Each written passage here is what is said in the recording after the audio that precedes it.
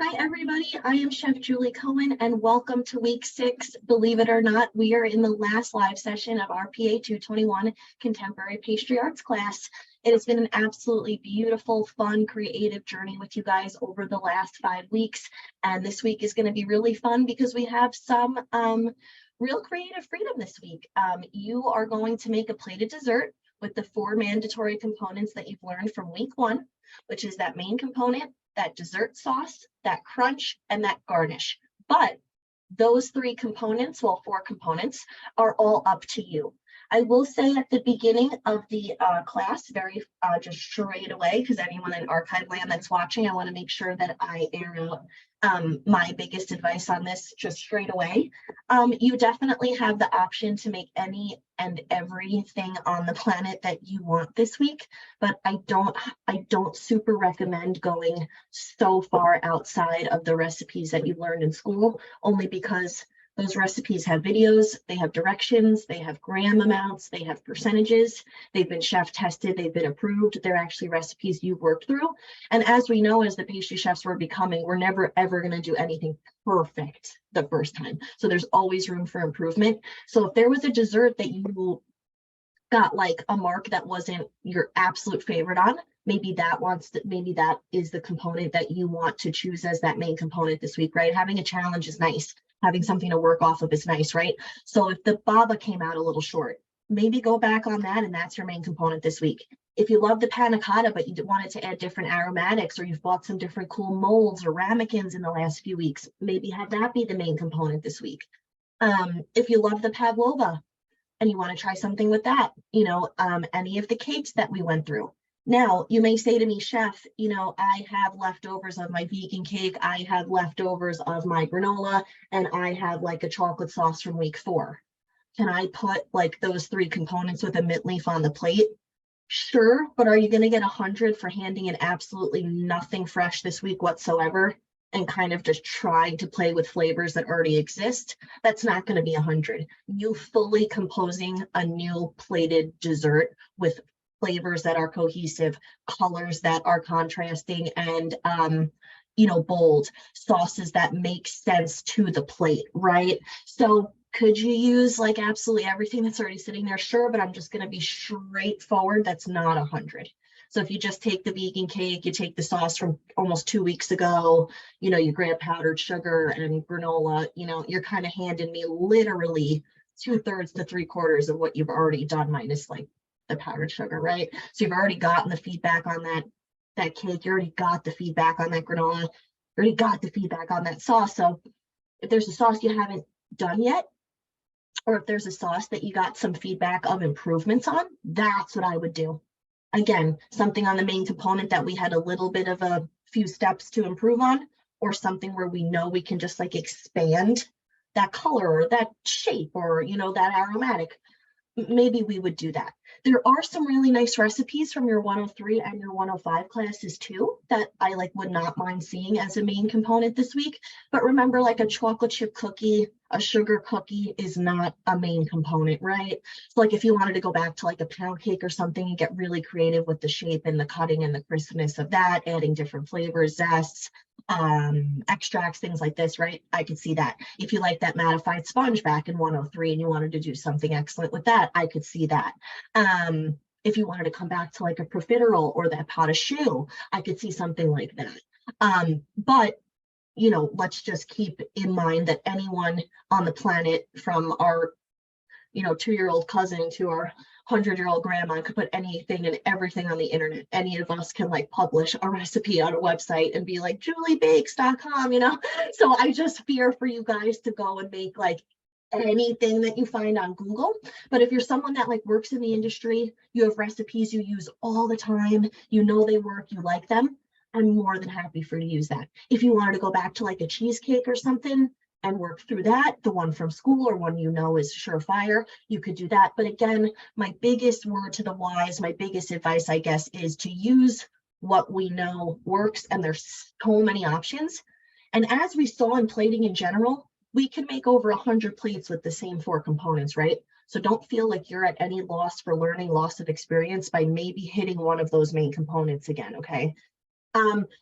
So chef, can we do a pie? You could, but I think the only way that you could plate the pie in the contemporary fashion really cleanly and have like a clean piece of pie is that I'm going to see it in that perfect like triangle wedge shape, right? Which is fine, you know, that triangle slice, that's fine.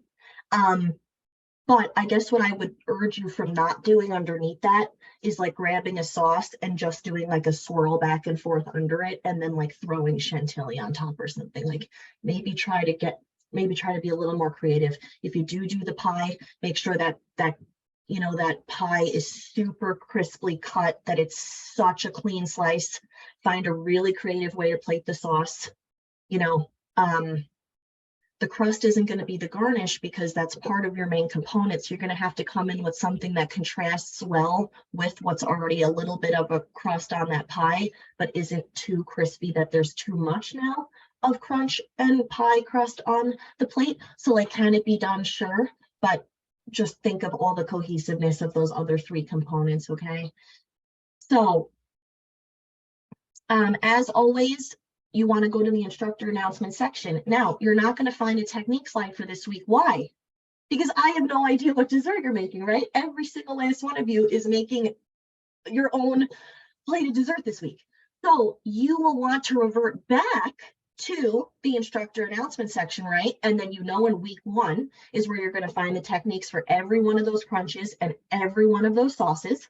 If you were to revisit any of the main components, the panna cotta, the baba, the pavlova, right? You know that you'll go to that week's material section. That's where you'll find that technique, okay?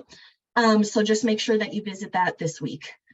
So Chef Jen is going to be doing a really fun presentation tomorrow where she's going to show you a new option outside of the book for some garnish and some crunches. And those recipes are listed in the week 6 materials post this week.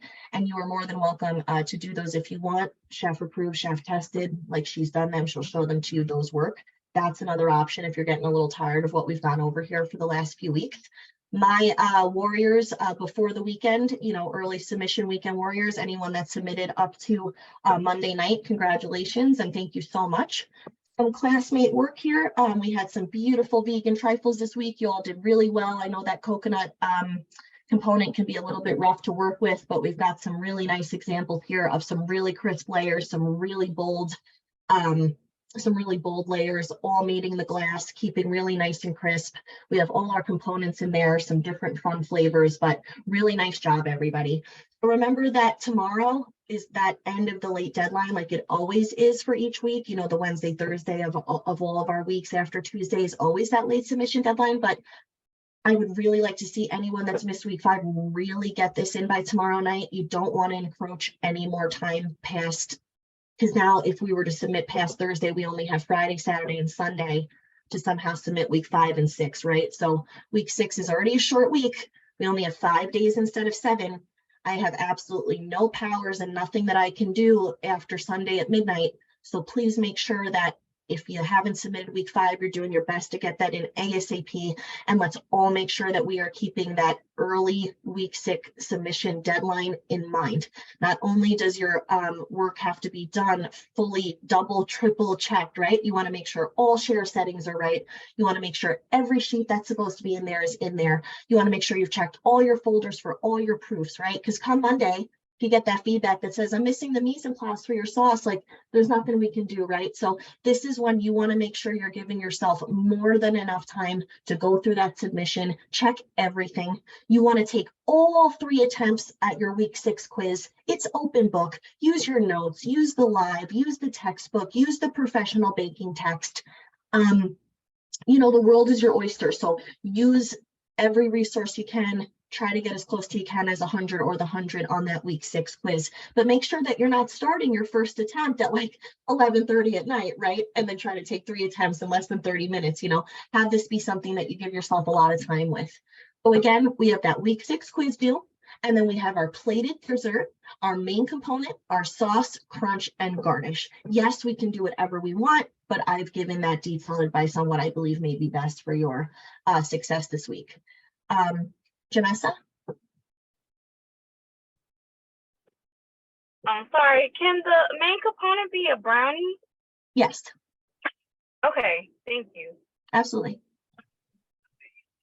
So things to keep in mind for a great plated dessert, just like week one. Remember, this is very reminiscent, but I just want to remind us, okay? So we've got shape, color, height, texture, flavor, and negative space.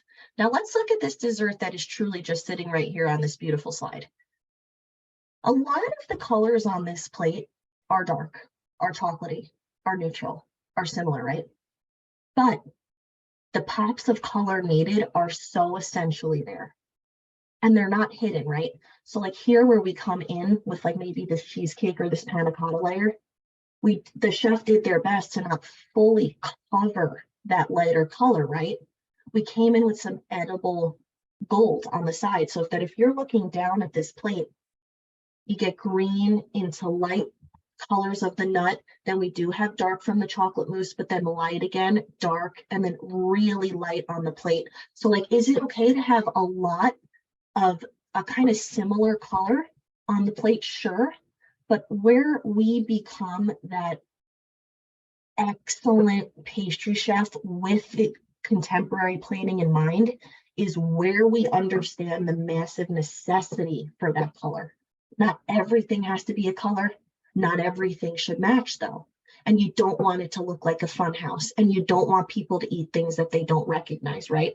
So like, I won't lie to you guys, as you get more advanced, as you become more multifaceted, as you grow in this industry, as you grow in the plating, you don't want to do blue twills, like blue coral twills.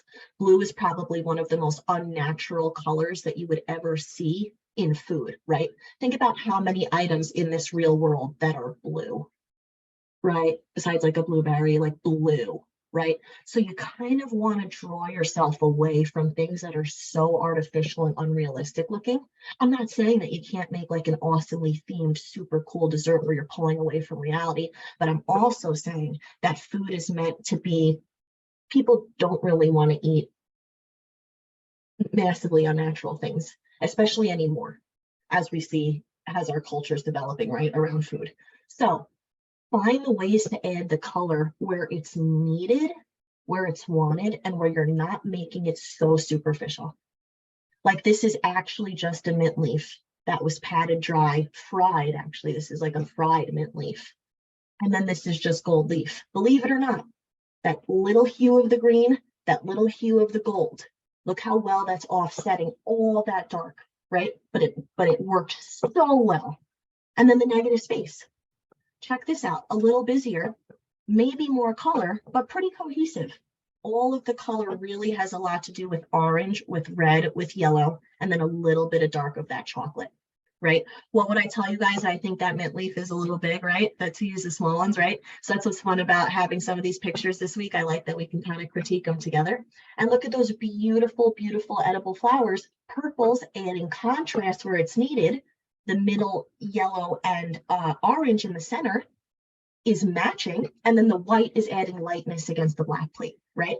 So our main component, we're going to have our mise en place, ingredients after mixing, ingredients before baked or prepared in our vessel or our pan, and then removal from the oven. So I'm not going to go through every single proof required for your main component, your sauce, your crunch, but always know there's nothing better that you can do than to have that assignment page proof list printed out. That is your full critique for the assignment, right? So just make sure that you have those proofs. Sauces, could you do 2? Sure, but you only have to do 1. If you want to do 2 and you really want to be able to song and dance some colors and some textures along the plate, the sauce is probably the cheapest and the fastest way to like add a little more this week if you wanted to. So to have 2 of those on the plate won't hurt. Just make sure they work together. You know, make sure that we're not just saying, oh, you know, I have chocolate and I have like chocolate mousse and I have chocolate cake, but I just like need like color. So I'm just gonna make sure that that coulis that you choose somehow actually marries and contributes to the other components on the plate. And then also make sure that your garnish is working with, not against, right? You don't want to just check the box. Okay, so I know sifted powdered sugar, and I know that, you know, a mint leaf and an edible flower and like a cake crumb is a garnish. Sure, you've used the garnish, you've checked the box of the technical necessity for having that component on the plate, but when you're in school and we're learning how all these contemporary desserts work together, we want to do our best to actually be cohesive in this last dessert, right? So this is where you actually could sit there with a piece of your main component, a bit of your sauce, a little bit of your crunch, and a garnish, and you should start like tasting these things together and being like, I actually don't like the way the mint leaf tastes with what I thought. Actually, powdered sugar is way too sweet. It's getting cakey in my mouth. The raspberry's not doing it. Don't like it. Let me choose a different fruit. The cake crumb's getting lost. Like, have a little extra of things if you can, so that you can sit there and kind of mess with these components, So 1 or 2 sauces, and then our crunch. You've learned 4 different crunches this week. Chef Jen's going to show you 1 more option tomorrow, which I'm more than happy for you to do. It's going to be basically like a fruit crisp, where you completely dehydrate fruit in a really thin manner. By no means is this a fruit leather, right, guys? Because what is leather? It's chewy and it's stringy and it pulls. So that's not a crunch, right? So if you wanted to make something like that, could you? Sure, but it would be a garnish. It wouldn't be your crunch, okay? But the crisps that she's going to show you, that will work. The garnish, if you end up making one, if you do what I like to call an elevated garnish, like where you're not just using something fresh, like the fresh raspberry, the mint leaf, the blueberry, the flower. If you're taking orange, lemon, candying the peel, if you're taking nuts and you're roasting them and then you're pulverizing them to make like a nut crumble. If you're like making a cinnamon streusel or something, and then you're baking that streusel, and that's your garnish. I would love to see that, of course. Could a garnish that's not prepared go over just as well as one that is? Absolutely. Just cohesiveness, right? Just cohesiveness in the dessert, right? So that final plate's going to be the mise en place with those 4 things sitting there: that main, that crunch, that sauce, that garnish, and then your plate, right? Just like how you did when you had like that deconstructed and you just had everything sitting there for the final plate. And then we're going to have the final presentation of our contemporary dessert on a presentation plate with garnishes, crunch, and sauces. And then, like always, a spoonful or a slice of that final product to show the inside, the doneness, and the integrity of all of those desserts. Of all of those components in your dessert. You can use components from previous week if they're stored properly, but like I said, if I just see literally everything from week 4 and 5 put right back on the plate, it could look fantastic. But it's not going to be 100. So for Chef Julie, I would like to see maybe at least 1 or 2 of these things made fresh, or an absolutely insanely complete revamp of what's already sitting there, and color and flavor going together very well, but I won't lie to you, like, I don't know, if you just do the vegan cake and the vegan granola again, I don't know, it's up to you. It's what you want to get out of this assignment. It's what you want to get out of this education. It's what you want to get out of this week 6 feedback. This is like you and a professional chef of over 10 years sitting at a table alone together and discussing a plate of dessert that you made from scratch, from your mind, from your heart, from your soul. Or you being like, here's everything you saw before. Do you think it looked good on the plate now? Totally up to you, but just understand the integrity of your submission, okay? Don't forget, let's see here. All of your components need to go on the narrative sheet and the baker's percentage calculator. If for some reason you've chosen to use a recipe that is outside of that interactive recipe book you've gotten, even if it's outside of like 103, 105, because if you go back to your dashboard, you guys can go back to those classes, you can go back to those books, and you'll have every ingredient like you saw when you were in that class. If for some reason you're using a recipe that's outside of the class, and the recipe does not have those baker's percentages, I will not ask them of you. So if you could just write a little note in your narrative sheet that is like main component, not from school, won't have percentages, that would just be great. So remember, our crunch components could be wheel, almond tweel without almond tweel without almond, with cocoa powder, with almond, granola, candied nuts of any nuts, baked meringue. Remember, like what I was telling you guys, if you take that raw French meringue and you take an offset spatula and you spread it really nice and flat on a sheet tray, and you just get it dehydrated and crisp, could totally be a crunch component. If you make little kisses and you want the little kisses to like go all around your dish this week, that could be a crunch component. The fruit chips that Chef Jen's going to show us tomorrow, a praline. Really expensive ingredients. Don't highly recommend for the way things are in the world right now. Honeycomb dehydrated, to make a nice crunch component of that honeycomb. And then garnishes, so many options, right? We've got that fresh fruit, that cake, or that cookie crumb. Caramel decoration, meaning like sugar decor, just the sugar, not the candy nut, the sugar, the pulled sugar. Herbs, mint, microgreens, right? Edible flowers, toasted coconut, let's be honest, not just the coconut out of the bag, toasted, right? Chocolate shavings or chocolate decor, chocolate decorations, chocolate pulls, chocolate, just like with meringue, you could take chocolate, you melt it, you spread it, you could break it, and you can use it in shards, right? All deconstructed like. Sifted, specifically cocoa powder, powdered sugar, right? Gold leaf, nuts, toasted, untoasted. I think if you always put a little toast on it, it's probably a little better. It's where the aromatics come out, right? With nuts is when they get a little bit of that toasting. The candied fruit or the peel, like I was saying, that slightly enhanced elevated garnish. Zests, careful. For those of you that have like tried this before, when there's just zest all over the plate and you go and grab a big bite of it. I love tart more than the next girl, but man, if zest is overly done in a garnish, it's rough. And then remember, it also kind of like oxidizes. So like it stays nice and fresh in that color for a few minutes, but it does start to get a little gray on you, a little brown. And then maybe some freeze-dried fruit powders. Those are fun sometimes. Those really help chefs when we're trying to keep things with the exact like fruit family that you're using, but also having like color and not having to super prepare something. Can't tell you how many times I've had freeze-dried strawberries or freeze-dried raspberry powder as the garnish that the chef I work for has chosen. Don't overcrowd the plate. Use only edible garnishes. Nothing on that plate should be unedible. Sauces usually look best, not usually, I'm going to go with always look best on the plate, not on top of our main component. So I want us to really move away from like that just kind of super old school look. I'm going to try to draw a small picture here of a plate. I would try to kind of move away from just completely zigzagging back and forth the sauce this week. Like, sure, have you used a squeeze bottle? Have you like made a zigzag line? Like, sure, but all of us can do that. It's very easy to do. You've learned 7 to 20 different ways that you can plate and show those sauces. It's just, it's right, like remember in week 1 when we were talking about like Cheesecake Factory, when we were talking about like Olive Garden, when we just see that triangle slice of cheesecake with that zigzag chocolate sauce underneath it and just the piped whipped cream on top. We've learned so much in a month and a half.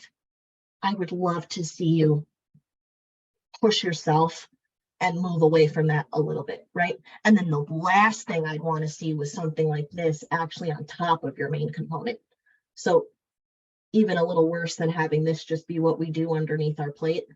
Like if you just did this through a piece of, triangle shaped cheesecake or pie down, had, some sort of crunch and then a garnish, would you be hitting all the boxes? Sure.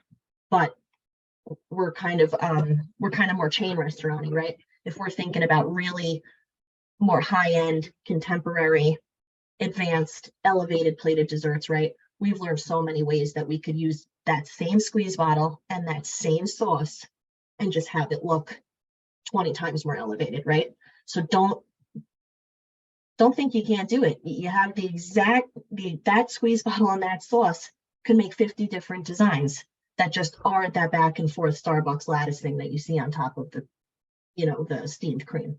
So I kind of would love to see you guys move away from that a little bit. And I'd love to see you not drizzle the sauce all over the main component, because are the sauces always more clean, more crisp, and more appealing on the plate? Absolutely. Wipe any smudges, any drips. You go to put that chocolate sauce down and a couple of little splats come out on the side of the plate where you don't intend it. Grab a lightly dampened clean paper towel, wipe it, then grab a clean dry paper towel and wipe the water off. Just some inspiration to kind of look at for this week. I've pulled a lot more pictures than this as well. This is up for you, of course, to look at in the instructor announcement section, but all of these desserts have what we're looking for. They all are kind of things that you guys have worked with. So this right here in the top corner is a panna cotta. That is an almond tuile. This is a cheesecake. That is a poached pear. This is chocolate mousse and a chocolate cake, chocolate sauce. This is chocolate sauce here, top right, follow my mouse, 2 different coulis. This here looks like, you know, we've got some cheesecake or panna cotta, we've got some ice cream or some chantilly. Check out that coral tweel behind it, right? Here we've got some coulis again. We've got just some beautiful little graham cracker crumb down. This is a profiterole that you guys learned in PA 105, right? It's just got that chocolate crackling over it.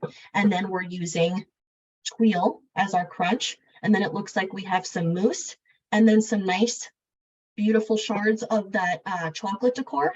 And then coming back in here just with some sauce and some hazelnuts.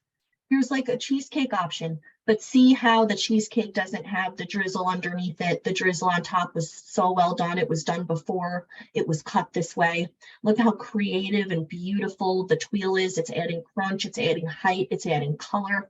There is lemon on the plate. You know, we've got a beautiful fresh garnish. So I don't expect anything like to look like this week. That's not what I'm saying. I just kind of wanted to get your creative juices flowing and just show you some really crisp, neat, you know, plates here. So this one I thought was really fun too, because this is so much of what you guys have done literally. This is panna cotta. This is candied pistachios. This is that same caramel from the candied pistachios, but now used in the caramel pulls, like I said, the sugar work as the garnish. Check that out. And then as a secondary garnish, the pistachio coming back in roasted form, but just nice and chopped and drizzled about. It looks like we've got a lemon or a lime curd down here, right? And then some beautiful berry coulis inside. And then we've got some tweel lying here in the back. This is also a panna cotta. It's got a mirror glaze over it. Check out truly coral tweel, fresh raspberry, some sugar work, some chantilly, some ice cream. And this is one of my favorite microgreens. I think this is like the sunflower sprout or something, or the pea shoot. Just unbelievable. Just love that microgreen. Here's a mousse plate again, edible flowers, crumbs, nibs, hitting all the marks. Really thick, beautiful, probably like a blackberry coulis. Looks like we've got some mousse or some cream here. Chocolate cake, mousse on top, fresh cherries, fresh microgreen.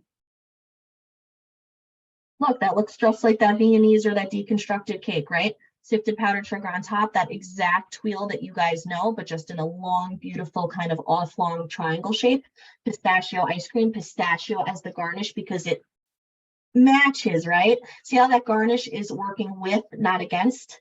And then the tweel underneath, because how are we holding that ice cream to the plate? And I bet you, because tweels don't stick to plates, that there's chocolate sauce lightly dabbed underneath that tweel to then hold this tweel down to then put the ice cream on it. Chocolate sauce, simple. 4 things on the plate, beautiful. Look at all the absent space, look at height, look at color, look at texture. This is a baba, just done with some different components. Got some candied, got some poached cranberries here, creme chantilly. That ring there is sugar work, right? And that's a nut or a coral tweel there. And then some beautiful roasted nuts on top and some caramel coming back around. 3-4 components, beautiful. This is panna cotta. Does it hit all the marks? Is that chocolate sauce? Is that panna cotta? Is that a nut lace tweel? And is that mint? It is. Very clean. Is it as wow factor? No, but is this absolutely beautiful and everything's done well? Yes. This is a little small. Let's see if I can make it bigger. Beautiful though, panna cotta again. This is that almond tweel, but with the cocoa powder in it. This is curd, quenelled. We've got some cake crumb down and then some garnish with flour and with microgreen. And then the curd here is a little bit looser, pulled with the brush, right? So all those components were used 2 or 3 times. Check this out. Panna cotta, bruleed banana. Just like I said, those little kisses as the meringue, that's the crisp, that's the crunch. And then we have just some looks like little cake crumbs, maybe graham cracker, maybe streusel, and some chocolate sauce. Can't hurt, always delicious. Check this out. This is a cream puff, right? But it's a profiterole now because it's cut on the top. It's got whipped cream and ice cream in it. It's beautifully and perfectly dusted with that powdered sugar. We have some sort of anglaise or thickened vanilla sauce that's come around the side, leaving so much gorgeous absent space, appealing the eye right to the main component. And then we've got the tuile in the back. And look at the garnish. We have some edible, that like silver pearled sprinkle, and then we have some edible gold leaf here. But everything is achieved, all four: main component, sauce, crunch, garnish. And then here, chocolate cake, very similar to what you made. And then mousse, but so beautifully thickened and then piped on top. That almond tuile without the almond, curled, coming back in beautifully with the garnish of some nib, some hazelnut. And then look, how do we fix that quenelle on the plate? Beautiful cake crumb down so that it doesn't move. 4 components. Panna cotta, almond tuile with the cocoa, candied nut, some beautiful, this is like a cherry compote, just minus the juice, pulled the cherries beautifully. Some of that liquid maybe from the poaching, and then some beautiful microgreen. So like we see here, we can really go wild with anything that we've made and revamp it in a million ways. What do you do for mise en place for this week? So basically you're showing the mise en place for everything you make. If for any reason you're using a component that you've already made, you still have to completely resubmit all of those photos. So even if they're like from last week or a week and a half ago, I have to have a full folder with sauce mise, sauce production, crunch mise, crunch production, so on and so forth. I'm curious about the sugar work. How is it done? So you're going to basically just take those first 3 components of the candied nut recipe, but just don't add the nuts. So once you get to that honey amber color, you're going to start pulling it, or you're going to pulling it on silpats, or you're going to have molds or ceramic items that you can kind of put this sugar over, and that's how you're going to kind of make your sugar work there. How do we make the poached pear? There's a lot of great recipes online. If you want to use wine or you don't, that's going to be a personal preference. But I usually just look up a red wine poached pear recipe.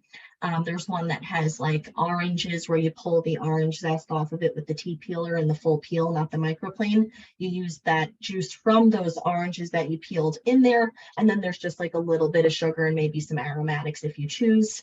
I have a recipe that I like online that I could give you. I think it's by like the Mediterranean dish or Mediterranean diet. But if you see like Mediterranean and then red wine poached pears on Google, that is one of my favorite recipes ever.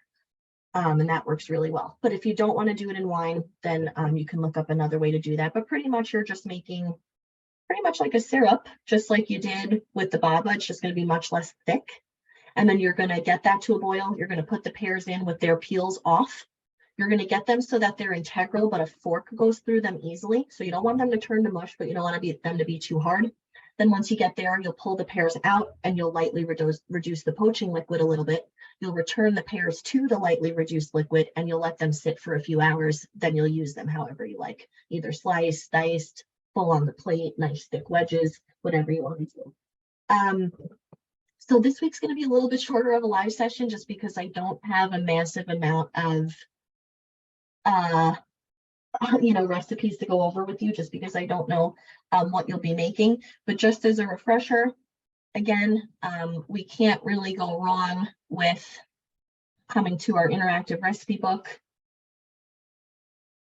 and coming back to any of these first few sauces.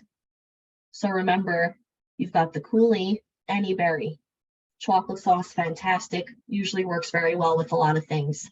Caramel sauce, you can always come back to this. Then again, we've got 4 options of tuiles. You haven't had to make a crunch every single week for 6 weeks, so there's a chance that maybe you didn't make one of these yet, or you made one but you didn't use almonds, or you made one but you didn't try cocoa powder, or you made one but you didn't freehand design it. Because like with that almond tuile recipe, you know that you can put that like in a piping bag or like in a paper cone, and you can like hand pipe like little stenciled like handmade designs, and it can be really exquisite and different.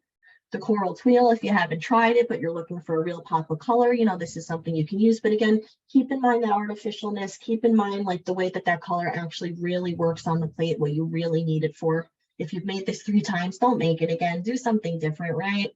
The nut lace twill is exceptional. It's beautiful. It comes out in these big, like 3-4 inch circles. But you could take little circle cutters. You can, you know, whatever you want. And you could take this bigger twill that it comes out in, and you can make these smaller little designs, and you can cut them. You can have like all these gorgeous different circles of this nut lace twill on the plate. You know, you can have one that's this big, this big, this big. You can curl them while they're still hot. So the possibilities are endless with this one as well. This one and the almond twill, so many shapes, so many sizes, so many ways you could form those 2 twill recipes. And then the candied nuts are lovely, depending on what you're making though, right? And think about the eatability of it. Do you want to put a gigantic, huge shard of like super hard, you know, candied nut just like sticking into your brownie? No, we've learned over the last 6 weeks that contemporary plated desserts are meant to be eaten at a fine dining restaurant with a fork and a knife. How hard would it be to sit there with that gigantic 4x4 inch thick shard of candied pistachio, right? You saw on that plate of dessert I showed you that there was those tiny little medallions of it on the plate, right? See, that's got an eatability, something that's like this big, like I'm not sure, right? So let's kind of think about that. Really think about how things are fixing to the plate, picking that plate up on the line, and that server taking that plate to a customer. You know, are those candied nuts just going to skate across the plate? Is your twill just going to fly across? Think about how you're actually holding all this down, how the way that that looks to you the minute you plate it is the exact way that it sits in front of the customer when it gets to that table, right? Any of those sauces, any of those nuts, you could go back to a panna cotta, a baba, a pavlova. You used the flourless chocolate cake several times already, but if it's something you really, really want to do, I suppose that you can. I will get that barbecue chickpea recipe on the instructor announcement page right after this. Too funny, I have it sitting here. Just have to press paste. We'll do that. You know, and just think about your garnishes. Think about how they actually work, what they're actually doing for you. You know, again, could we just check boxes here and we're saying, chef, I did this, I did this, I did this, I put on the plate, it looks semi-nice, sure. But let this be like really fun for you. Like enjoy this. This is your week. Whatever main, whatever crunch, whatever sauce. I've given you on my advice on what those are, but there's no way that any of us has done the full rainbow of what chocolate sauce does on every single plate with every single design, on what caramel sauce does in a million different platings. So you feel me? Even if you've worked with some of these recipes before, there's always room for improvement. And there's definitely so many handfuls of ways that you have not presented that sauce yet, right? So don't go so far out of the box that you're trying to make like a strawberry white chocolate mousse infused with vermouth and, you know, a vanilla sauce, like, you know, like that no one's ever heard of. So, you know, kind of remember what did you learn in week 1? That actually physically executing those components properly, right?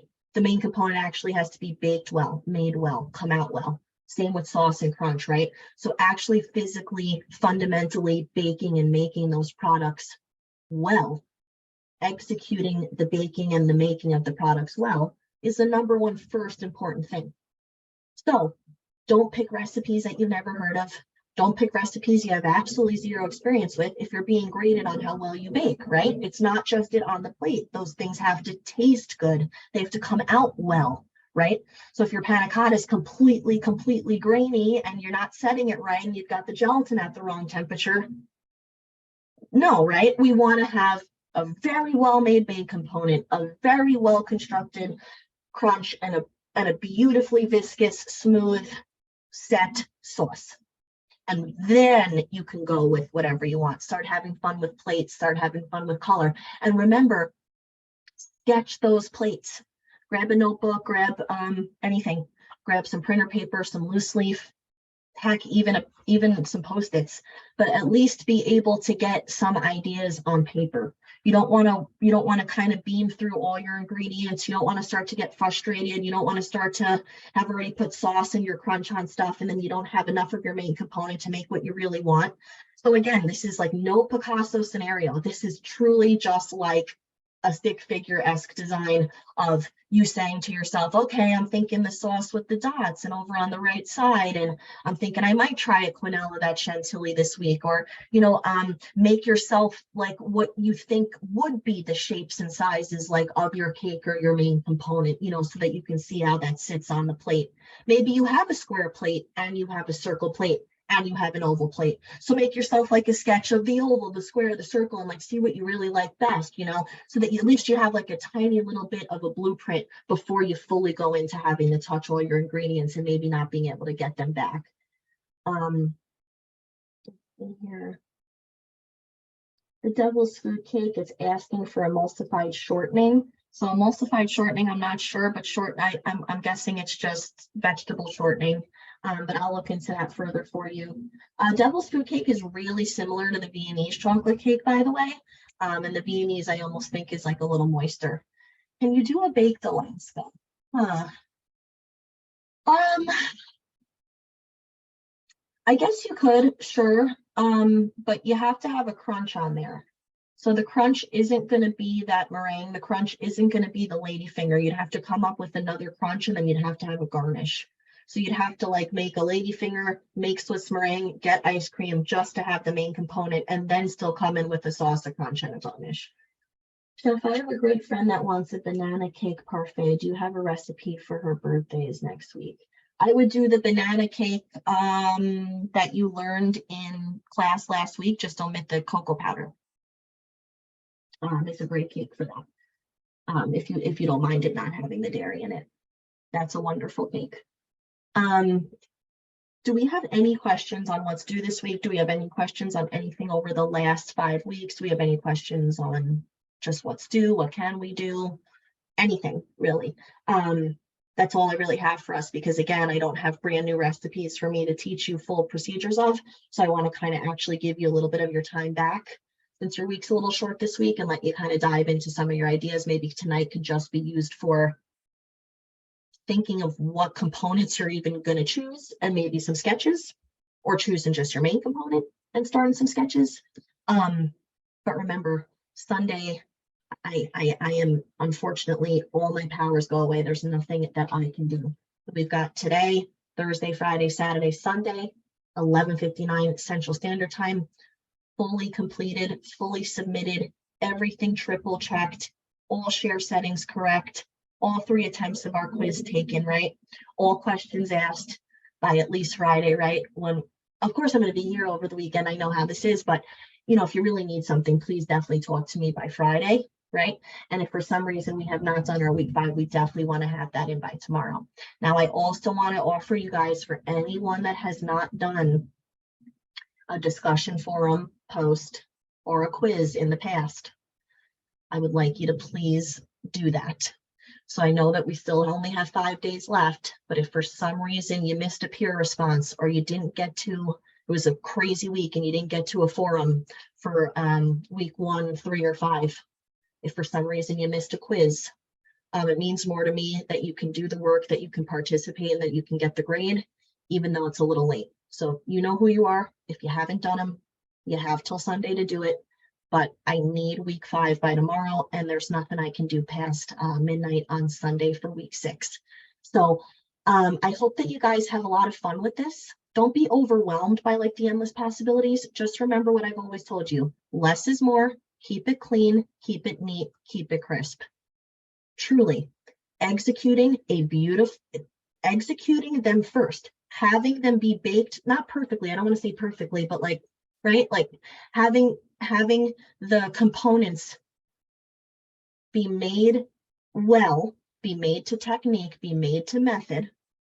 That is the first thing. And you've been doing fundamentals for 12 weeks. So you guys are fantastic bakers. You've been baking. You get now like creaming and muffin method and over mixing and meringue and sponges. Like, you get what you're looking for, you get what you're not looking for. When I read your guys' narrative sheets, it's so much more advanced than when you guys first started. You could see that you're worried about things like deflation, you're worried about things like over mixing, you're worried about how like certain ingredients interact with each other, because you're really understanding these methods and these techniques.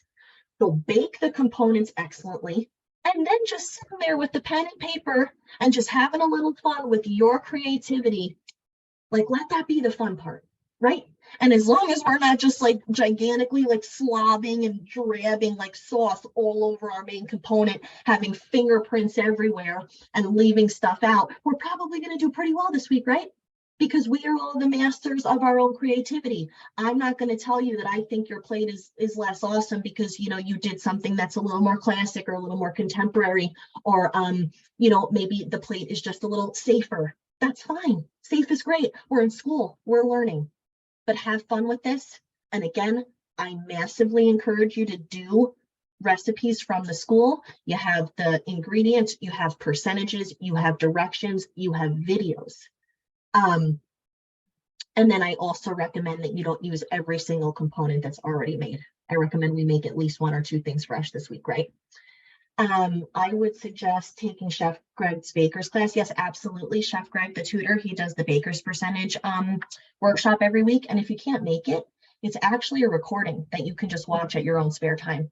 So if you go to the course quick links section of our class page, well, actually just your dashboard now, and you go to the tutoring class page, and then you go to workshops and recordings, you'll be able to find all of those baker's percentage lessons if you'd like to, if you want to go over them. But thank you guys so much. It has been an unbelievable pleasure to be with you over the last 6 weeks, to watch you grow, to watch you learn, to watch you expand, to watch you enhance on everything you've done. You're really, really, really hard workers. And you know, you guys don't just learn from me, I learn from you too. So I can't thank you enough for the exchange that we've had here over the last month and a half here. I'm definitely going to miss you guys. I think you're going to absolutely love your next class that you get to go into. You go from 221 to 222, and you get a core class with it as well. So, you know, if everything goes according to all of our plans and we all have a 60% or above come Monday morning, you will be going into that next 222 class, which is actually really fun because it breaks down into locations of the world. And then you learn like native desserts to all these different parts of the world and how they work with the culture of those places. And it's just such a kind of magical mix between people and food, and what makes it also special, while actually getting to bake through some of these insanely cool classics like a baklava, a tiramisu, like things like this, right? So let's just focus in hard on just doing our best on making and baking those fantastic main component sauce crunch. We have a garnish. We know we have many options. We can go simple to complex. We want to think of negative space. We want to think of height. We want to think of color. We want to think of texture. And most of all, we want to all keep that early deadline in mind. Sunday at 11:59. Class is over. We say goodbye to each other. I'm going to get you your final grades. You're going to have about a day and a half, 2 days. And then come Wednesday, the 24th, I believe. Let's see here. That's when your new class would start. So I'm going to be grading everybody Monday. We're going to get your grades to the registrars. They're going to get your grades to you. And then we'll be able to figure out where you guys are going with your future classes. And then, of course, we pass, we get that new message from our new teacher come Wednesday morning, the 24th, and you'll have a link to both of those new classes that you will hopefully be in. So if you know that you have something you need to get into me, you know you're at the jeopardy of not passing, we should all know our grades by now, how to check our grades. I've been in touch. You know, the deadline was yesterday, but I am here to work with anyone that really needs it. You got to have that 60% or above Monday morning to move forward. So, and we're all doing great. So I really appreciate your hard work. I appreciate your dedication and your passion to class. I know some of us have never even worked with these plated desserts before, but I want it to be something that you kind of start to appreciate, and that you start to realize, hey, you know what? I can appeal to a customer so much more by just finding a slightly different way to put those same components on a plate. And just, I really think that clean, neat, and crisp motto is just so great to keep in mind.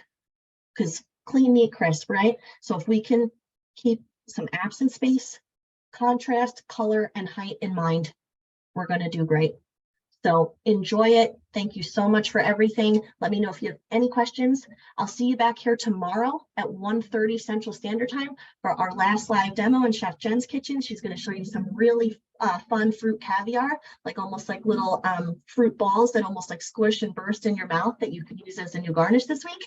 And then again, those fruit crisps that you could use as a crunch if you wanted something new as well. So it's been a pleasure. Thank you so much. Keep up the hard work. Let's finish out strong, and I'll see you guys tomorrow. Bye.